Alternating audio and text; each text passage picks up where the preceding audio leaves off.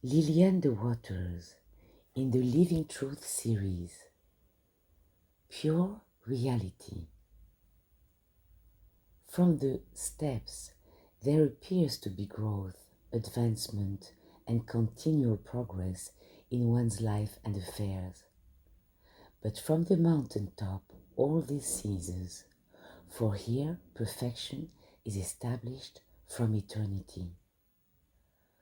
Thought and ideas change not, nor fluctuate, and consciousness continually functions to perfection as the all and only. Here we do not seek out new ways to demonstrate over material conditions, nor new ideas to bring forth material health, wealth, and happiness. We seek only to more fully know the truth, which is that we are the truth, thus automatically to enter into the expression, manifestation, or evidence which not only is one with the self, but actually is the self. For the self is the body, and the body is the self. The self is the world, and the world is the self. The self is all. God is your perfect being, and your perfect being is God. God is your life, and your life is God. God is your identity, and your identity is God. God is all there is of you, and all there is of you is God. This is the eternal fact of being. This is what is known and seen on the mountaintop. Here is where Jesus said, I have overcome the world, meaning that he had now entirely withdrawn himself from the belief in a material world, a world of mankind, of sickness, sin, and death. Such a world no longer appeared to him, nor did he appear to such a world, and so it was reported that he ascended. Verily, the ghost which each must finally give up is the belief that the self is man, that the self is human, mortal, or material, which involves the belief that one is born, that one can be sick, ignorant, in war, limitation, and death. On the steps, such appearances are dealt with in various ways. Metaphysically, one seeks to overcome evil with good, to change consciousness so as to create a better picture, to hold to a right thought or idea, to transcend discordant conditions by accepting the oneness of God and man, to demonstrate a healthy body and harmonious surroundings through constructive thinking, or by following a certain regime of living sanctioned by men as good. Yet not one of these ideas belongs in pure reality, but all pertain to the false assumptive position of imperfection, which finally must be given up in its entirety, that one may function to his genuine identity, which is I am. Picture changing through so-called scientific prayer is not the Christ teaching.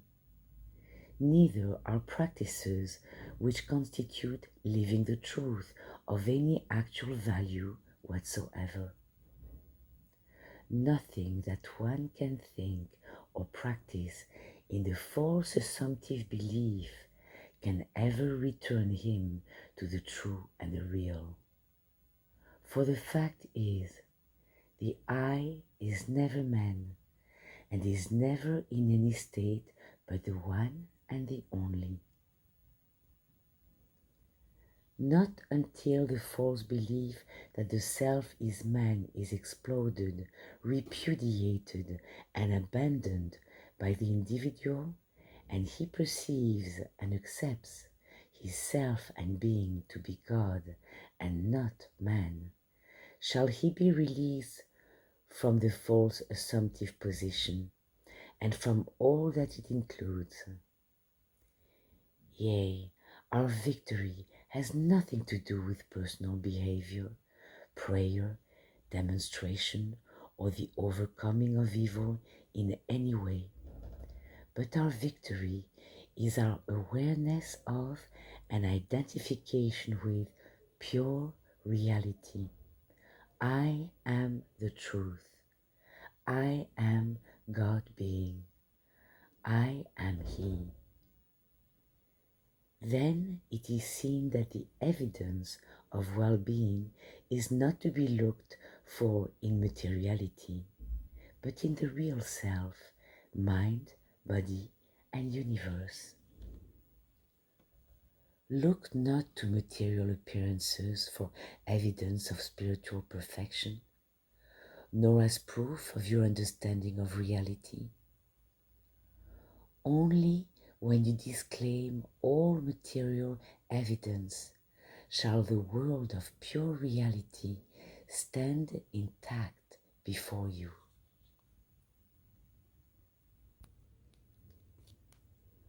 The truth of being can be learnt in two ways, from one who knows it or from self-revelation. Both ways will speak the same language. I am the truth. Evidence of reality is not external, but is ever established and in expression in the spiritual world, which is the self. Never expect material appearances to be changed into spiritual realities. The metaphysical notion to deal with thought is responsible for the growing idea that thought can change the world. No, indeed no. Thought can do nothing in the world of man, but change pictures, all of which are destined to be blotted out and returned dust to dust. Nothing. The true world cannot be created, evolved, manufactured, nor brought to pass by any human thought, effort, or action. Why? Because of the fact that the true world already exists and is now in manifestation. The only way to see and consciously experience the perfect world is to believe in it and be released from all belief in a material world controlled by man. No amount of remolding will ever transform a human being into the radiant self. Nor shall any amount of prayer, meditation, or treatment restore the peace which Jesus saw as present and at hand. What then shall you do to experience the perfect body and perfect world which is yours eternally? Believe in them and disclaim and disown any others.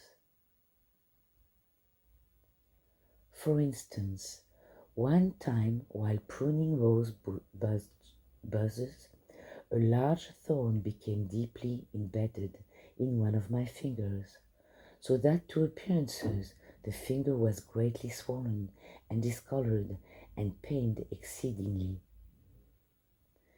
A neighbor, upon seeing it, exclaimed, "You will need to have that thorn removed before you can expect any change in that finger." It soon came to me intuitively that if I believed my finger to be material, into which a thorn was embedded, then I would need to have it taken out. But in disproof of this, if I could see my finger to be spiritual, into which no thorn ever entered, then I had no responsibility to remove it. Then and there I accepted with great joy my spiritual finger, and how did I love it! Peace and gladness enveloped me, and the next day there was found no trace of any thorn whatsoever, and the finger was entirely normal. This perfectly illustrates that we are to disdain, disown, and disassociate ourselves with the material body and take glad and mighty possession of our spiritual body, free from all evil whatsoever. The same idea applies to the world. Leave the world as Jesus did. Let go all identification with it as material, infested by war, sin, and troubles of every kind. The perfect world already exists, and you are to see that this is so, and take possession of it. Herein is no war, no sadness, or sorrow of any kind. Verily, the true world is here also, without birth, age, or materiality. The true mind is here, without false beliefs of any kind. What is needed is this: know the truth, get the spiritual sense of being, and let go the material. Who am I? I am pure reality. I am God being, God life, God mind, and God consciousness. I am that I am. We do not need a restoration of Jesus' peace, but a recognition of Jesus' reality as evidence of our own perfect selfhood, body, and world. How could Jesus have saved the world, in quotes, for apparently it is in the same sin, sorrow, and suffering now as ever?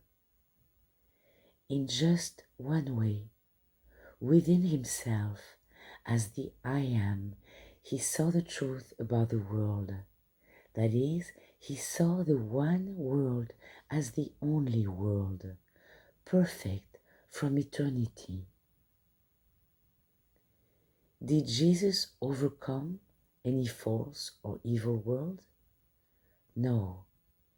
In himself, he overcame all belief in such a world and knew no world but the kingdom of reality, which is perfection always. From the steps, much is being written and said about our necessity to see the best in others. But I say unto you that even this rule will never satisfy you, nor deliver you to peace and harmony, since even the best of human efforts shall prove inadequate and worthless.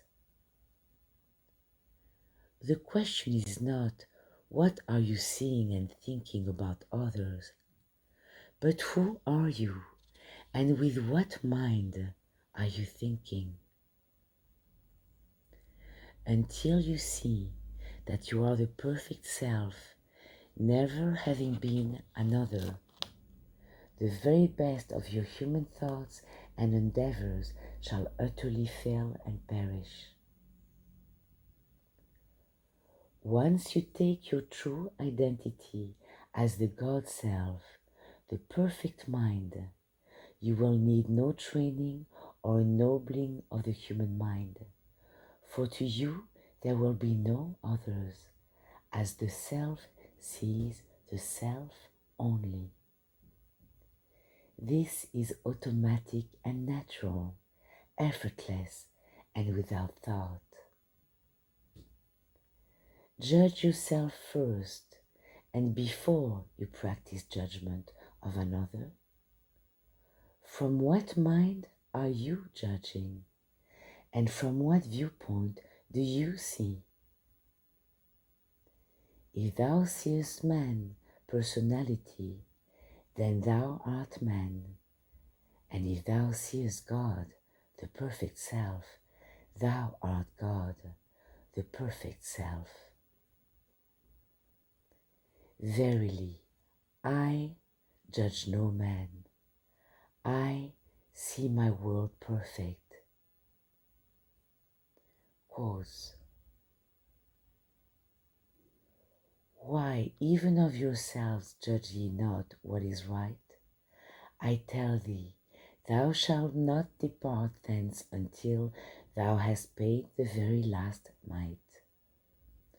Luke 12:57-59.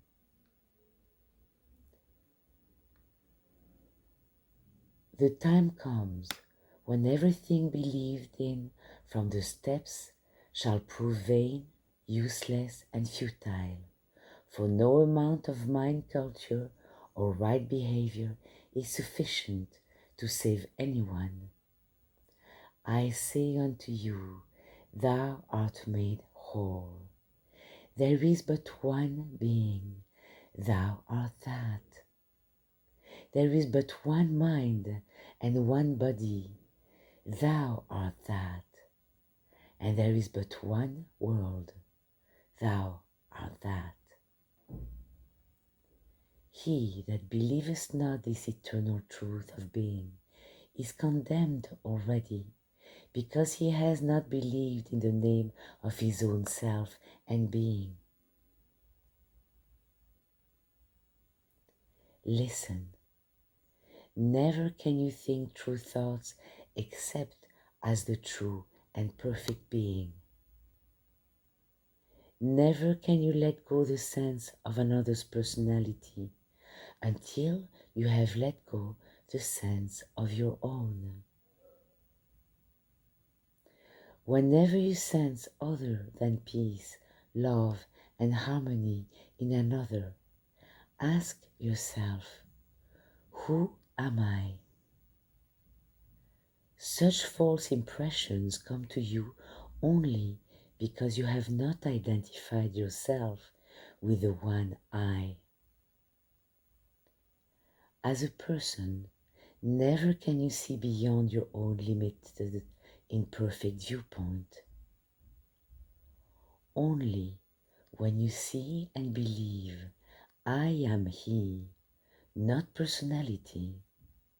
I am God, not man, shall you find yourself overcome the world and sit down in the kingdom of God. Luke 13:29. Yea, thou shalt love the world thyself first of all. Then and then only are you able to see another as thyself. Whenever an imperfect sense of yourself or of another comes to you, challenge this report by asking yourself, who am I?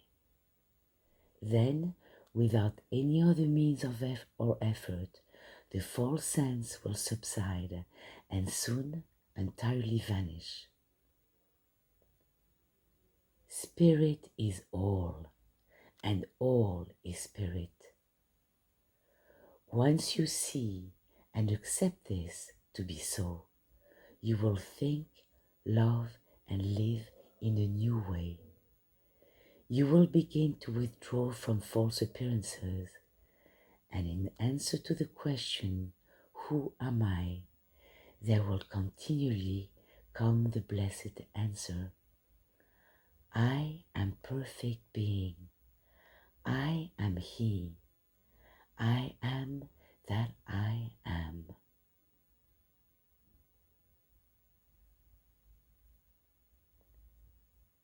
Lillian de Waters, May the 12th, 1943.